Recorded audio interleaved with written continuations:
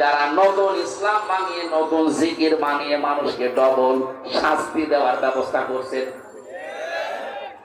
যত আলেম আছে বলেন তো এদেরকে আমি বানিয়ে বলছি এটা আজকে থেকে পাল্টান। আল্লাহ বাদে কারো নামে জিকির করা যায় নেই, এমনকি নবীজির নামেও জিকির নেই, নবীজির নামে দরুদ পড়া লাগে।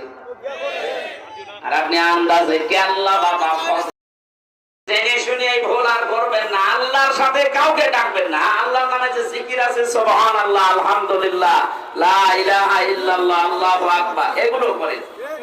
আপনি বানিয়ে বানিয়ে কে আল্লাহ দায়িত্ব পড়া, তাই তুমি এখন জনগণের জন্য ইবাদত হিসাবে মেনে নাও। আমাদের রোগ শোক থেকে বাঁচাও। আমার শরীরটা মারাত্মক অসুস্থ, তারপরেও তোমার কোরআনের কথা বলার জন্য বান্দারা ডাকে, জোর করে হলেও যাওয়া লাগছে। আল্লাহ তুমি আমাকে আগের মতো সুস্থ করে দাও।